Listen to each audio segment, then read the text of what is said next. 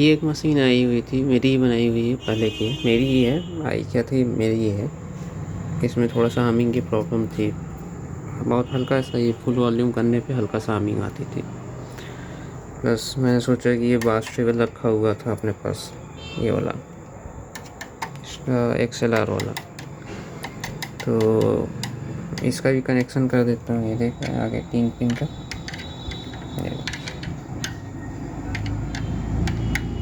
तो इसमें गेन नहीं होता है, गेन 0 होता है, इसमें XLR है। तो मैंने सोचा चलो इसको आपको के सामने मतलब इसका कनेक्शन डायग्राम भी बता देते हैं क्या है। तो ट्रांसफार्मर है, करीब 2000 वाट के अराउंड है। इस पर 6600 का वो दिया हुआ था। फिर 6600 के 2 चैनल लगेंगे।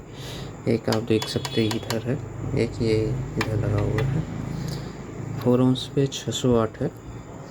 तो यहाँ पे एक रेक्टिफायर 3510 ये है, 3510 लगा हुआ, 25 नहीं लगा है, 35 लगाया हुआ है। हैवी लगाते हैं हमेशा, 25 पे ये मैक्सिमम 25 है, तो 35 लगा रखा हुआ है, इसलिए कि हीट सिंक नहीं लगाया है, इस वजह से हैवी लगाया है। अगर होता पॉसिबल होता तो मैंने डिज़ाइन कर रखा ना, नहीं तो 4 पिन के जो इस तरीके से आते हैं ना, 4 पिन के ये वाले बड़े वाले, ये देखें वो लगाता मैं 2 इधर। ठीक है, 10,000 UF के 4 कैपेसिटर लेफ़्ट के लिए, 4 कैपेसिटर राइट के लिए सफिशिएंट है। 20 एम्पियर का ट्रांसफार्मर है, तो 20 एम्पियर के लिए कैपेसिटर लगा रखा है। इस बोर्ड का कनेक्शन डायग्राम आपको पता ही है, दोनों का, ये बोर्ड ले लीजिए या ये बोर्ड ले लीजिए, दोनों का कनेक्शन डायग्राम सेम ही है। इधर इनपुट होता है, इस साइड में इनपुट है, इधर वाला ग्राउंड है। ठीक है, ये आपका 012 की सप्लाई के लिए है।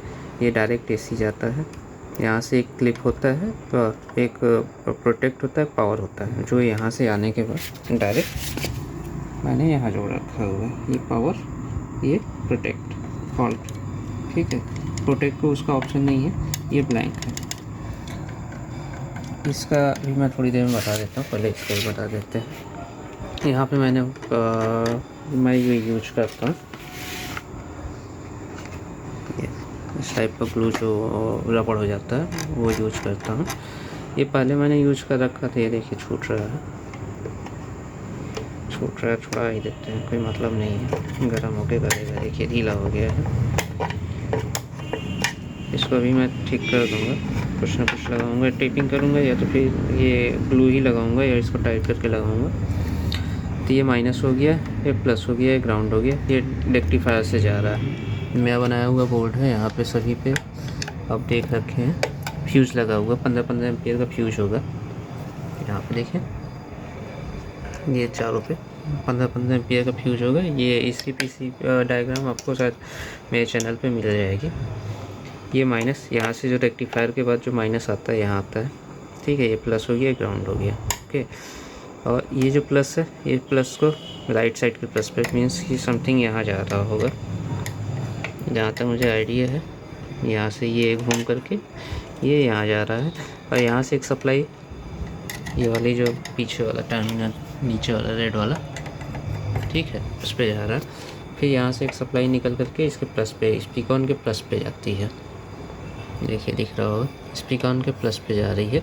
ये माइनस सप्लाई यहाँ माइनस पे आ रही, तो दोनों के माइनस को इस left primary, secondary, first channel, second channel, दोनों की माइनस सप्लाई जो जा रही है यहाँ पे, ये दोनों को मैं जंपर कर देता हूँ। यहाँ पे नीचे मैं माइनस सप्लाई को ही एक मोटी केबल से जंपर कर देता हूँ, इससे हमिंग की प्रॉब्लम लगभग सॉल्व हो जाती है। कैबिनेट में नहीं देते, मैं यहीं जंपर कर देता हूँ। कुछ लोग कैबिनेट में देते हैं, कुछ लोग नहीं देते हैं, डिपेंड करता है। तो आप देख सकते हैं, ठीक है, प्लस सप्लाई। अब जिस तरीके से इसका डायग्राम है, जिस तरीके से इसका कनेक्शन हुआ है, सेम तरीके से इस बोर्ड का भी कनेक्शन हो जाएगा। ठीक है, ये एक रेक्टिफायर बनाया हुआ है 2 चैनल के लिए, छोटा सा।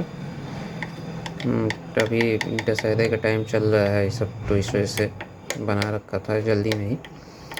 तो यहाँ से 2 आउटपुट निकाला हमने, एक इस बोर्ड के लिए, एक इस बोर्ड के लिए।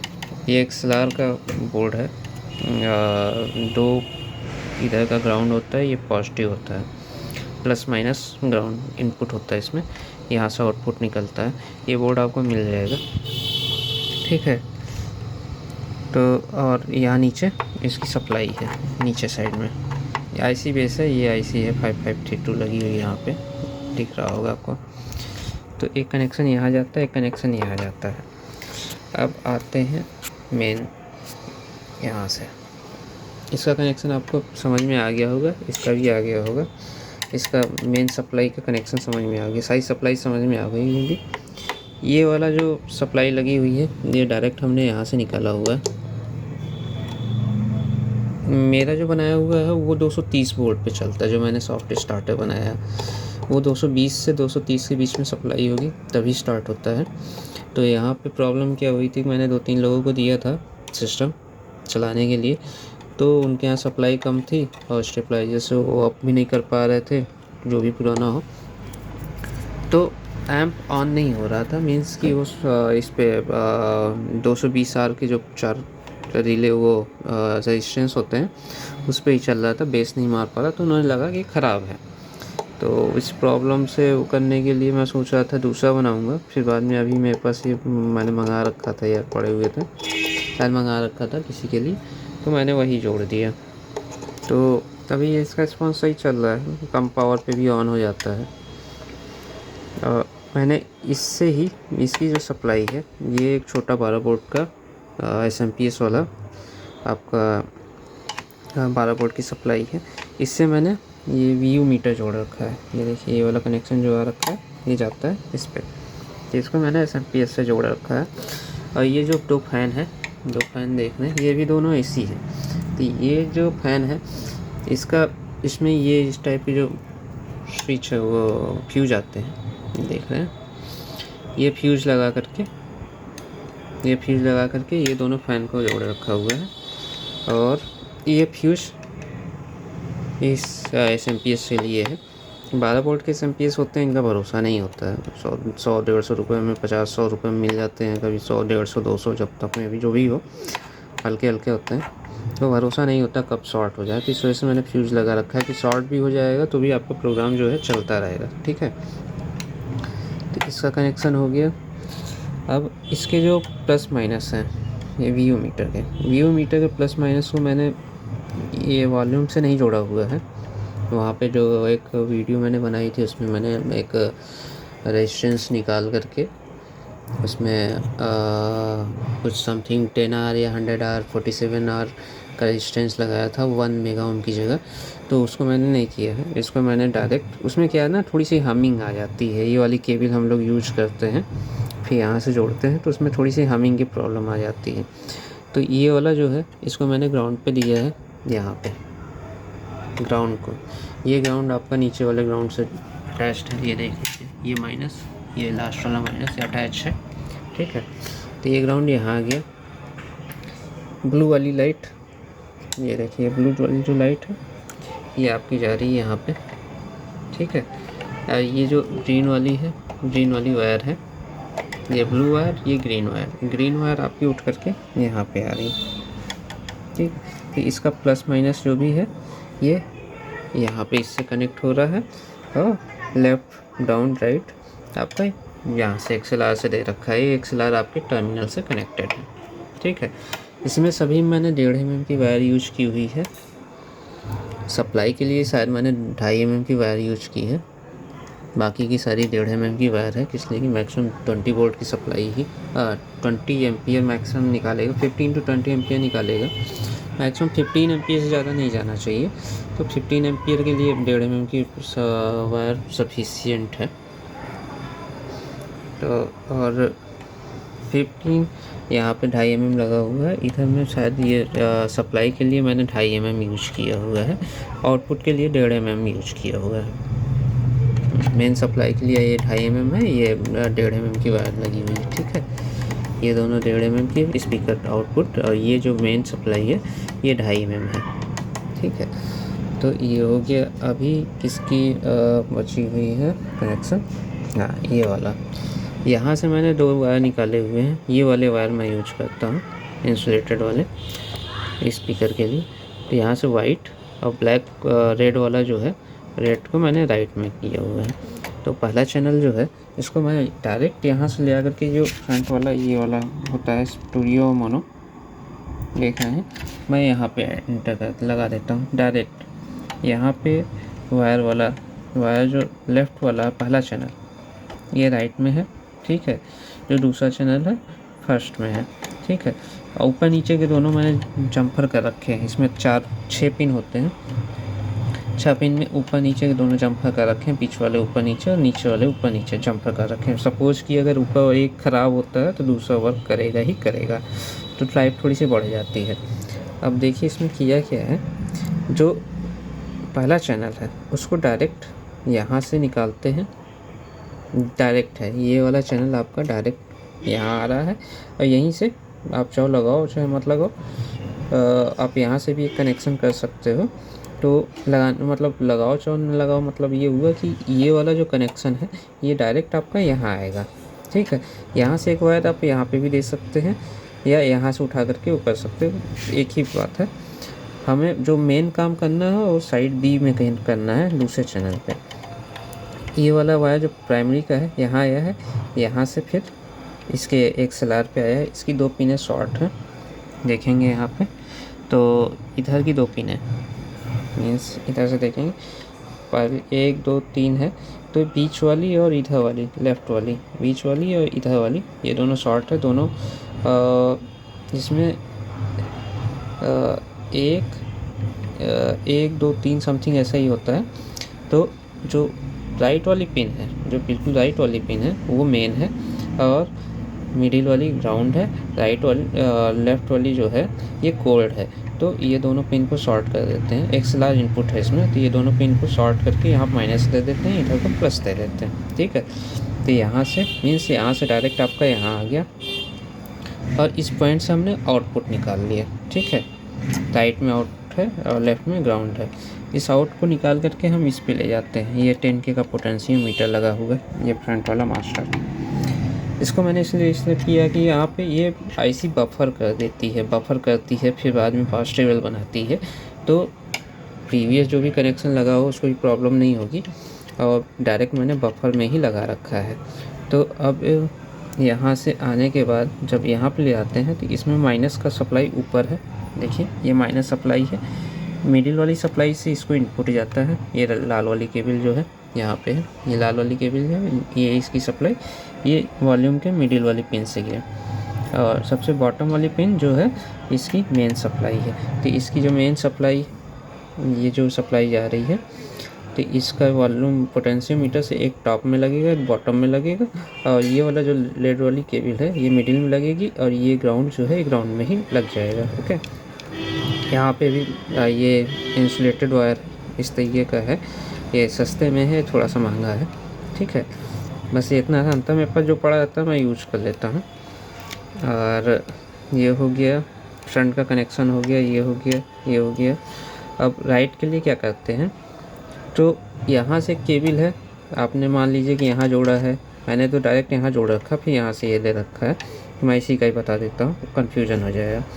तो यहाँ पे मेरे इसके भी कनेक्शन है और ये इससे है, तो ये डायरेक्ट है, ये पहला चैनल। दूसरे चैनल का जो मेन इनपुट है जो इसमें जा रहा है, तो ये आती है मिडिल में, जो यहाँ जा रहा है, ठीक है, ये इनपुट है। तो इनपुट और इधर ग्राउंड है, सेम डिक्टो ये वाला ही कनेक्शन, इधर वाला ही फर्स्ट कनेक्ट है। तो जो इधर वाले जो मेन इनपुट है इसका, उसको ले आते हैं सेंटर में जोड़ते हैं, ठीक है। ये राइट वाला पिन है, ये जो आपका ये राइट वाला पिन है ये आता है आपको यहाँ पे, ठीक है।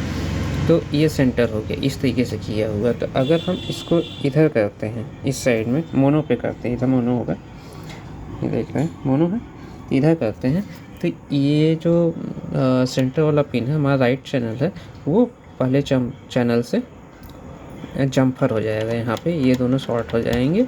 तो क्या होगा कि हम पहली वाली इधर वाली पिन में अगर हम सप्लाई देते हैं, ऑडियो सिग्नल देते हैं, तो इस ऑडियो सिग्नल से ही चलेगा, ये कट हो जाएगा सेकंड वाला, ओके। अगर इसको स्टूडियो पे कर देते हैं तो स्टूडियो पे करने पे हमारा एक चैनल, ये फर्स्ट चैनल अलग चलेगा, राइट चैनल अलग चले जाएगा। इसलिए ये जो मेन राइट बी का जो इनपुट है वो कनेक्ट हो जाएगा बी साइड से, बी साइड के इनपुट से, बी साइड के बोर्ड का इनपुट बी साइड के इनपुट से कनेक्ट हो जाएगा। ओके, ये इतना सा इसमें करना था। उसके बाद आ जाते हैं ये सप्लाई, फिर जैसे इसमें चल रही है ये सप्लाई आती है आपकी ये घूम करके यहाँ पे इनपुट पे, और फिर यहाँ से ये आउटपुट होती है, ये आउटपुट होती है, आउटपुट होकर के यहाँ पे आ जाएगी। आउटपुट होकर के ये जो है ना ये पोटेंशियोमीटर पे जाएगी पहले। ओके, पोटेंशियोमीटर पे वॉल्यूम से होते हुए यहाँ पे जाएगी। पोटेंशियोमीटर में जिसमें जो लगा हुआ था ये शायद 47 के लगा हुआ पास टेबल के लिए, ये 10 के लगा हुआ है, ये जो है 47 के लगा हुआ है। पास टेबल के लिए आपको बी ही यूज करना है और इस पर भी बी यूज करना है, लेकिन अगर आप घर के लिए बनाते हैं, सपोज़ कीजिए कि घर में थोड़ा सेंसिटिव ज़्यादा होता है, ठीक है, तो ज़्यादा सेंसिटिव होता है तो यहाँ पे ए भी यूज कर सकते हैं। ए में क्या होता है कि अगर आप मिड पे जाते हैं तो आपकी 25% वॉल्यूम ही ओपन होती है, फिर यहाँ से आप बढ़ाएंगे तो वो जस्ट डबल वे में ओपन होती है। यहाँ पे आपकी 25 हो गई तो 25 to 100 ये हाफ में ओपन हो जाएगी। जैसे आप यहाँ करेंगे तो ये जस्ट डबल ओपन होगा। ओके, इस टाइप का होता है। तो डीजेस में बी यूज करते हैं, मिक्सर में बी यूज करते हैं, और अगर होम ऑडियो में आप चाहो तो ए यूज कर सकते हैं अपने स्वेच्छा के अकॉर्डिंग, जैसा भी रिक्वायरमेंट हो। एक सी भी आता है। सी में क्या होता है कि हाफ तक, यहाँ तक में ये आपका 75% वॉल्यूम ओपन कर देता है। अगर हाफ ओपन करते हैं, सी लगाते हैं, C10 लगाते हैं, तो आपका ये C10 C20 जो भी लगाएंगे हाफ तक क्या करेगा, वो लगभग 75% वॉल्यूम ओपन कर देगा। बाकी का जो 25% है वो हाफ के बाद ओपन होता है।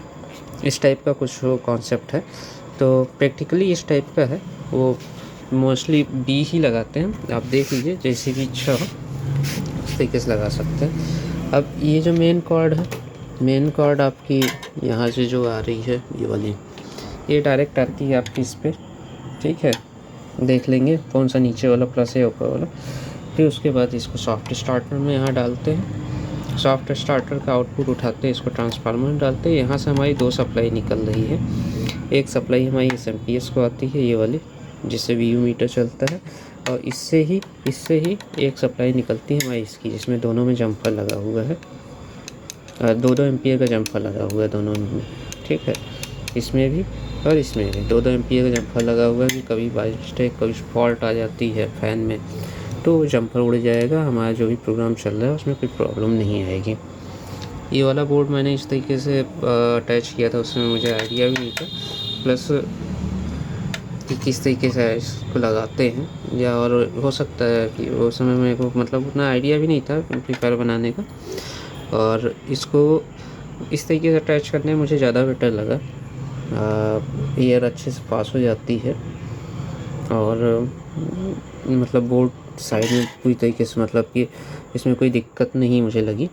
इस तरीके से आपकी इच्छा है जैसा भी आप अटैच करना चाहें, मुझे तो ये ज़्यादा बेटर लगा। एक थोड़ी सा वो हो जाता है कि ये पत्ती थोड़ी सी कॉस्टली पड़ जाएगी, ये दोनों पत्ती लगी हुई जो हार्डवेयर स्टोर में मिल जाएगी, आप लगाना चाहो तो लेके लगा सकते हो। और दूसरा टाइप इसको अटैच करने में थोड़ा सा ये दिक्कत है कि आपको ये होल जो है, ये वाले होल, ये मैच करने में बहुत प्रॉब्लम आएगी, ये मैच नहीं होते हैं।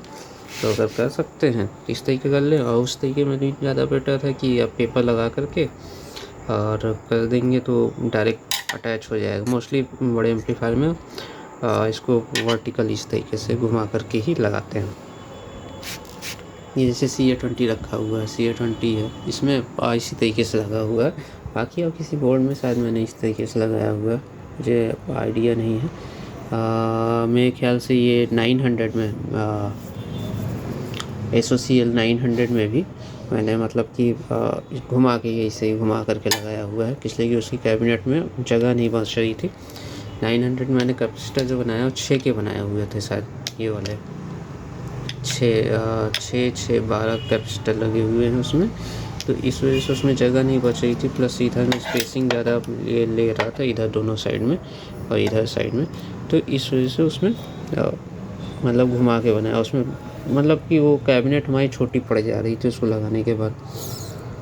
बड़ी कैबिनेट थी फिर भी छोटी पड़ जा रही थी, वो बोर्ड ऐसा बना ही था। तो यहाँ पे ये जो लास्ट ये जो लाइटिंग के लिए है, इसके लिए मैंने एक प्लेट यूज की हुई थी, ये 0 इस पे ही मैंने डायरेक्ट बना रखा है। आप चाहो तो इसका मैंने बनाया था, फिर टेस्ट नहीं किया है, और फेस्टिव सीजन चल रहा है तो इस वजह से मैं ज़्यादा मतलब कि अभी ध्यान भी नहीं दे पा रहा हूँ। कभी भी कोई मशीन आती है चली जाती है। और ये 600 है, डबल 12 बजाने के लिए, सिंगल 12 बजाने के लिए। 500 वाट की जो 12 इंच के स्पीकर ही सब सारे हमारे 500 वाट के ही हैं। 200 वाट की कॉइल लगी हुई है एक एक स्पीकर में, तो इसी को ही बजाते हैं, अच्छा बजता है। एक चैनल 4 ohms पे ही मैं प्रीफर करता हूँ मोस्टली बजाने, इस वजह से हमारे पास मशीनें ज़्यादा हैं, करीब 2 3 4 5 6 7 8 9 10 12 मशीनें हमारे पास हो गई होंगी धीरे धीरे बनाते बनाते। कुछ परचेज की हुई हैं, इसलिए कि यहाँ के लोगों को समझ में नहीं आता है कि कस्टम मशीनें कैसे चलानी है। अब ये हमारी जो लास्ट वाली है ये 4K 5 की है, तो अब इसको देते हैं तो वो लोग कहते हैं कि हैवी मशीन है, मॉसफेट है वो नहीं चला पाते हैं, तो इस वजह से मैं देता नहीं समथिंग कि उनको डर लगता है कि उनके स्पीकर वगैरह ना कट जाए, तो इस वजह से मैं देता नहीं। उसको भी ओपन करेंगे, उसमें भी कुछ प्रॉब्लम आ रही थी तो कभी कभी जाती, उसको भी ओपन करके उसका भी सर्किट डायग्राम मैं डिटेल में बताऊँगा। ओके, और उसके स्पीकर प्रोटेक्शन चेंज करना था। स्पीकर प्रोटेक्शन आपका ये देखो, ये जो हमारा आया हुआ था मैंने बना के रखा हुआ, ये वाला स्पीकर प्रोटेक्शन मैं डालूँगा। उसमें हीटिंग का मतलब कि कभी हीट हो जाता है ना लो पावर पे, जैसे कि पावर नहीं मिलती है तो 4K 5 या मतलब कोई भी क्लास टी का बोर्ड है वो हीट होने लगता है, और प्रॉपर पावर न मिलने के कारण हीट होकर के वही बोर्ड जलते हैं। जैसे कि इस बोर्ड को अगर प्रॉपर पावर नहीं मिलेगा, क्लास ए बी का है तो ये थोड़ी देर हैंडल कर लेगा, लेकिन क्लास टी में क्या होता है कि अगर उसको जितनी पावर चाहिए उससे ज़्यादा उस पर लोड है तो उसके जो मेन मॉसफेट होते हैं वो हीट होने लगते हैं। इसके भी हीट होते हैं, तो ये इसमें मल्टीपल हैं तो ये थोड़ा सा वियर हो जाता है। 6 चैनल 6 मॉसफेट 6 ट्रांजिस्टर्स हैं तो ये हैंडल कर लेता है, लेकिन उसमें क्या होता है ना कि उसमें एक ही होते हैं, तो एक होते हैं तो वो ज़्यादा देर तक हैंडल नहीं कर पाता है, तो फिर लास्ट में मॉसफेट उसके ब्लास्ट हो जाते हैं। ये होता है मेन सब कुछ पावर फैक्टर पे ही होता है। अगर आपको उतनी पावर सप्लाई नहीं मिली तो फिर दिक्कत हो जाती है। मेरे ख्याल से इसका कनेक्शन डायग्राम आपका पूरा हो गया, इसमें अब कुछ नहीं बचा हुआ है। तो अगर आप बनाना चाहें तो इस तरीके से इसका कनेक्शन कर सकते हैं। वायरिंग थोड़ा सा उखड़ी बिखरी पड़ी हुई है, कि मैंने 2 साल पहले शायद बनाया हुआ था, 2 साल पहले बनाया हुआ था। अब तो इस तरीके से हम बनाते ही नहीं है, इतना कोशिश नहीं करते हैं कि मैं अपना ही बनाता हूँ, अपना ही डिज़ाइन कर लेता हूँ। तो कोशिश करता हूँ कि जो इस तरीके की वायरिंग है ना, इस तरीके की वायरिंग ना हो, डायरेक्ट मतलब कि बोर्ड में जो वायरिंग जाती है, जैसे कि ये ग्राउंड मैंने दिया हुआ है, यहाँ से उठाया, फिर इसको यहाँ पे ले गया, यहाँ से यहाँ ले गया, तो ये ग्राउंड ले गया, तो ये नहीं करता हूँ। अब मैं क्या करता हूँ, जैसे कि यहाँ ग्राउंड आ रहा, ये ग्राउंड है, तो इस तरह बोर्ड बनाते हैं तो यहीं पे एक एडिशनल बनाते हैं, यहाँ से यहाँ डायरेक्ट जम्पर मार देते हैं, इस तरीके का हो जाता है। ठीक है, यहाँ पे ग्राउंड के हम 3 टर्मिनल दे देते हैं, 2 ग्राउंड आपस में यहीं से ही जॉइंट हो जाएंगे, और यहाँ पे 3 टर्मिनल हो गए, तो एक ग्राउंड इस चैनल का ग्राउंड, इस चैनल का ग्राउंड आपस में शॉर्ट करा देते हैं। फिर एक ग्राउंड उठाते हैं, आपको यहाँ पे चला जाएगा स्पीकर पे, एक ग्राउंड आपको उठ करके ये बोर्ड पे चला जाएगा। तो इस तरीके से हम डिज़ाइन कर लेते हैं। धीरे धीरे करते करते आइडिया मिल जाता है। इसमें एक प्रॉब्लम और भी आई थी, इसकी जो सप्लाई बनी हुई थी, यहाँ पे एक बोर्ड लगा हुआ था दोनों चैनल के लिए, और उसमें पतली पतली वायर लगी हुई थी, जिसकी वजह से हमिंग आ रही थी उस समय। ये इस टाइप में मोटी वायर लगा रखा था, फिर कम वॉल्यूम पे हमिंग नहीं आई, लेकिन ज़्यादा वॉल्यूम बढ़ाते हैं तो हमिंग आने लग रही थी। और उसके जो कैपेसिटर हैं ये वाले, वो कैपेसिटर कहीं प्रॉब्लम हुई होगी वो वोल्टेज की, जिसकी वजह से वो फूल गया था। इधर कहीं फेंका पड़ा होगा, देखता हूँ, अभी तो नहीं, दिख रहा है, दिक्कत मैं दिखाता। तो ये कैपेसिटर फूट मतलब फैल गए थे, और होली पे भी दिया हुआ था, होली के बाद कभी चेक नहीं किया उसको खोल करके। अभी फटी सी आवाज़ आ रही थी। अब मेन वो आपका इसके लिए बास ट्रेवल के लिए यूज हो रहा था, प्री एम्पलीफायर के लिए। तो थोड़ी सी फटी सी आवाज़ आ रही थी, तो मैंने कहा चेक करते हैं, इस वजह से अभी मैंने सारा चीज़ चेंज कर दिया। बोर्ड हमारे पास पड़ी हुई थी किसी के लिए, ये वाली, तो भाई साहब नहीं ले गए, तो हमने कहा चलो हम ही यूज कर लेते हैं, रखने से कोई फ़ायदा है नहीं। तो हम भी इस फील्ड में इधर नया ही स्टार्ट किए हुए हैं, इस वजह से लोगों को भरोसा नहीं है अपना कि मशीनें सच बन रही हैं कि नहीं बन रही हैं। अब जैसे कि अभी दुर्गा पूजा में हमने बजाया है, अभी पूरा दुर्गा पूजा हमने मतलब कि 2-3 मशीनें, जैसे ये CA20 की मशीन है, एक और मशीन थी 3500, तो उस पर मैंने चलाया था। तो 12-15 दिन 2 मशीनों पे हमारा लोड चला है, अच्छा चला है। तो अब लोग धीरे धीरे डिमांड कर रहे हैं, भाई कुछ मशीन हमारी भी, या मतलब कि हाइस बना दीजिए, या वो बना, या मशीन के लिए। तो अब हम मतलब कि जो भी प्रॉब्लम है पुरानी मशीनों में, वो धीरे धीरे रिजॉल्व कर रहे हैं।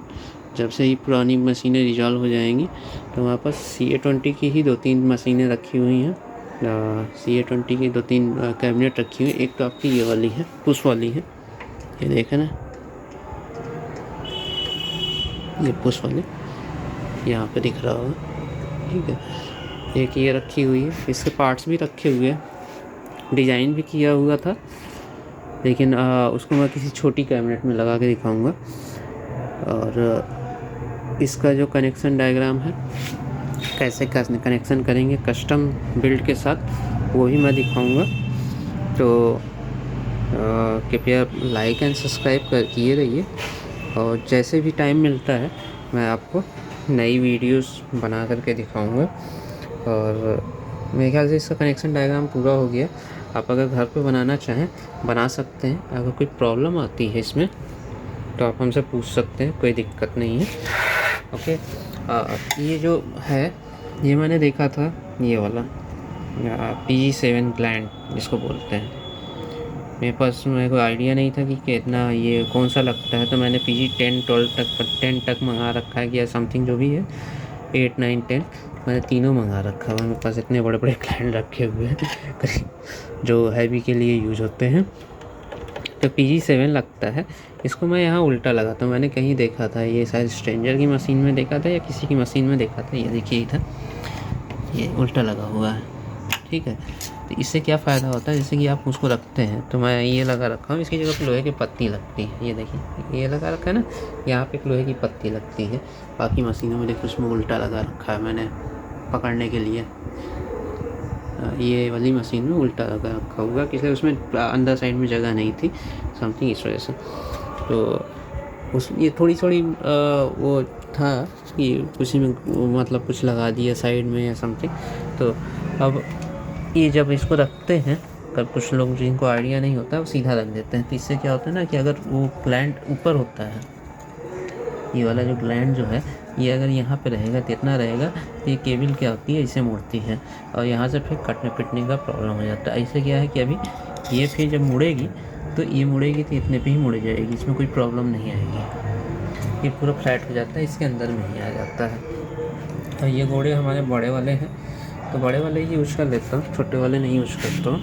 ये मतलब छोटी छोटी सी प्रॉब्लम्स है, प्रॉब्लम्स क्या मतलब छोटी छोटी चीज़ें हैं जो चलने के बाद पता चलती है। ये हम यूज करते हैं, मुझे भी नहीं आइडिया था इस टाइप के गम जो होते हैं आते हैं। इस पेप 7 हो गया, ये हो गया, तो मुझे सिर्फ मतलब कि हल्की हल्की ज़रूरत थी कि ये देख रहे होंगे यहाँ पे ब्लैक कलर में, ये ब्लैक कलर में, ठीक है। तो ये खुलने में भी कोई प्रॉब्लम नहीं होती है, हल्का सा मतलब घुमा देंगे, एक बार खोलेंगे, उसके बाद कुछ भी डाल देंगे, जैसे स्प्रिट वगैरह हो गया या पेट्रोल हो गया, थोड़ा सा डाल देंगे ना, ये खुल जाएगा। या नहीं खुलता है तो हल्का से गर्म कर देंगे तो ये खुल जाएगा। तो देखा क्या था मैंने कि कहीं देते हैं तो देने के बाद कुछ दिनों बाद क्या होता है ना कि नट खुल जाते हैं, पीछे से हल्का से घुमाने पर पता चल जाता है भाई अंदर से खुल गया, मशीन खोलो तुरंत इसको चेंज करो।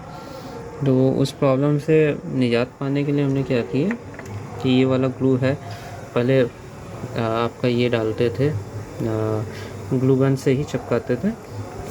अब क्या करते हैं, इसको डाल देते हैं, इजी है, तुरंत खोला, लगाया, बंद कर दिया, पैक कर दिया।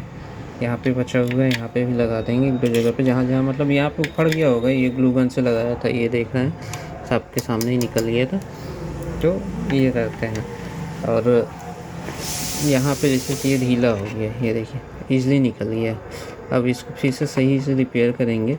मेन दिक्कत क्या होती है, ये जो बोर्ड आते हैं इसमें ये वाले जो टर्मिनल होते हैं ना, ये वाले, ये बहुत हल्के होते हैं। प्लस इसका ये जो टर्मिनल आता है ये भी बहुत हल्का होता है, इसमें कोई दम नहीं होता। मैं एक और टर्मिनल दिखाता हूँ, मेरे पास रखा हुआ है। ये मैंने कहीं से बाहर से इंपोर्ट किया हुआ था, ये वाले जो टर्मिनल है,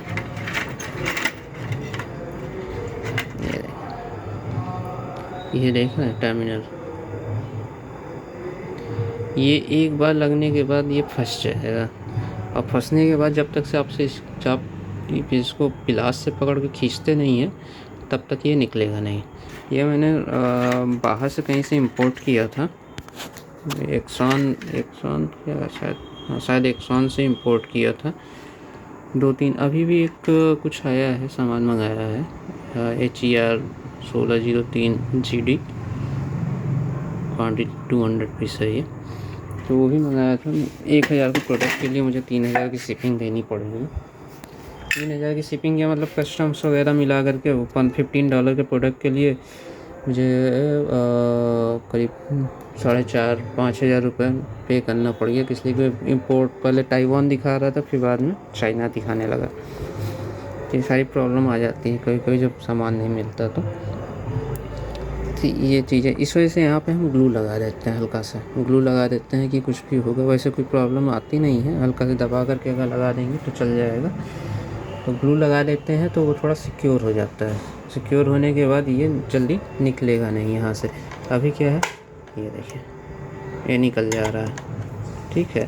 तो इसको थोड़ा सा प्रेस कर देंगे, प्रेस करके फिर यहाँ लगा देंगे, और लगाने के बाद यहाँ पे हल्का हल्का ग्लू लगा देंगे इसको, इसके सपोर्ट में, इसको भी किसी के सपोर्ट में या ऊपर से किसी चीज़ के सपोर्ट में लगा करके ग्लू लगा देंगे, या ग्लू गन से हल्का सा वो यहाँ पे ग्लू गन से ये ग्लू जो है इसको लगा देंगे, या जहाँ पे इसकी ज़रूरत होती है। इसको तो मैं नट बोल्ट पे ही मोस्टली यूज करता हूँ, तो इसको यूज़ कर लेते हैं, या ग्लू गन से यहाँ पे लगा देंगे। जैसे यहाँ पे है तो इसको न खिसकाने के लिए यहाँ पे मैंने इसका यूज किया हुआ है। तो आपकी स्वेच्छा अनुसार जैसा भी आप यूज़ करना चाहें यूज़ कर सकते हैं। कनेक्शन डायग्राम सेम है। तो मेरे ख्याल से आज के लिए इतना काफ़ी है। आप बनाते हैं, खुद से बनाते DIY करते हैं तो ज़्यादा बेटर है। और कोशिश करिए कि बनाने के बाद पहले सीरीज़ पे चेक करिए, फिर बाद में ऑन करके चेक करिए, नहीं तो फिर ब्लास्ट होगा तो बहुत ज़्यादा नुकसान होता है। ये 150-200 रुपये के तो यही आते हैं, ब्लास्ट होगा ज़्यादा नुकसान होगा। और सीरीज़ पे चेक करने के बाद ही ऑन करिए, जब लगे कि हाँ पूरी तरीके से सही बन गया है। ये सीरीज़ पे चेक है, और मैं इसको लाइव पे चेक कर लूँगा, कोई दिक्कत नहीं है। तो सीरीज़ पे चेक करने के बाद ही चलाइए, और कृपया लाइक एंड सब्सक्राइब करते रहिए। इसका भी सर्किट डायग्राम निकालेंगे, सर्किट डायग्राम का हम कनेक्शन डायग्राम निकालेंगे। सर्किट डायग्राम तो अभी मेरे पास भी नहीं होगा, इतना टाइम भी नहीं निकाल पाते हैं कि इसका सर्किट डायग्राम निकाला जाए। उससे बेटर होगा कि ट्रेस करने से अच्छा मैं कोई सर्किट डायग्राम अपना खुद ही बना लूँगा। और प्लस ये CA20 वगैरह के तो मिल जाते हैं ऑनलाइन नहीं तो सर्विस सेंटर से कुछ ग्रुप्स हैं वहाँ मिल जाते हैं। शेयर करना भी ठीक नहीं है, इसलिए कि कुछ रिपेयर जो करते हैं उनको भी दिक्कत हो जाएगी। तो लाइक एंड सब्सक्राइब करते रहिए। और कुछ बोर्ड और बना के रखी हुई हैं PE इंजन में, वो भी मैं शेयर करूँगा कुछ दिनों में। Okay, thank you. बाय।